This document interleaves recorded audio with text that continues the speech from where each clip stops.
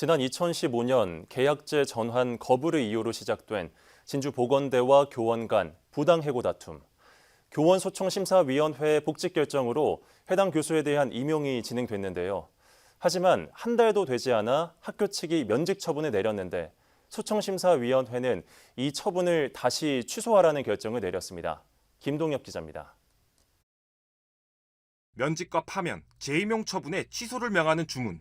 진주보건대학교와 소속 교수 간 근로관계를 놓고 교원소청심사위원회가 그동안 내놓은 결정입니다.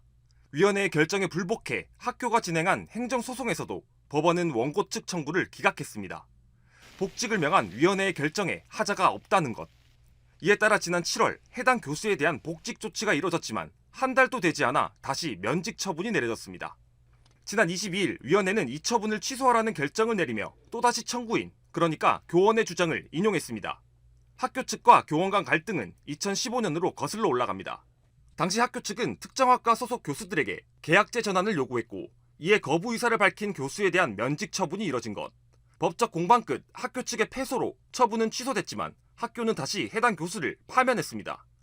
파면 처분 역시 위법하다는 대법원 판결 이후 재임용 심의 신청서가 제출됐지만 학교 측은 해당 교수의 소속 학과인 관광과가 과원에 해당한다며 전공 전환서 제출을 요구했습니다.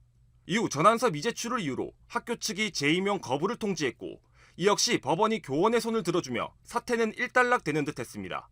정상 출근을 기대했던 교수에게 내려진 처분은 20개월 자택대기. 법원은 이 역시 위법하다며 학교 측에 처분 취소를 명했습니다. 10여 년간 이어져온 법적 공방 과정 속 사실상 지속적인 해고 조치를 행한 학교 측 주장이 인정되지 않은 셈입니다. 2015년도 부당한 면직 처분을 받고 그해 또 부당한 파면 처분을 받았을 때만 해도 참 충격이 컸습니다. 대학에서 이제는 좀 그만하시고 학교에서도 저를 괴롭힐 만큼 괴롭혔기 때문에 사법부의 판단, 교육부의 판단, 정부의 판단을 좀 잘 존중해서 시민단체들 사이에서도 임용과 면직을 반복하는 대학 측 행태에 대한 비판과 관리 주체인 교육부의 적극적인 개입을 촉구하는 상황. 제대로 개입하지 않고 묵인하고 있는 상황입니다. 그래서 교육부에 대해서 계속 이 부분에 대해서 적극적으로 개입할 것을. 진주보건대 측은 법률적 검토에 기반해 위원회의 이번 결정을 받아들이는 복직 조치를 하거나 불복하는 행정소송을 진행할 것이라며 향후 입장에 대한 확답을 피했습니다. 향후 진행 방안에 대해서는 아직 지금 결정이 안 돼 있는 상황이라서 저희 검토 중에만 있는데 행정소송을 할 수도 있고 아니면 그걸 받아들이고 다시 복직시켜서 그 부분에 대해서 절차를 다시 이행한다든지. 10년 동안 복직과 면직을 반복하며 이어져온 진주보건대와 교원 간 법적 다툼.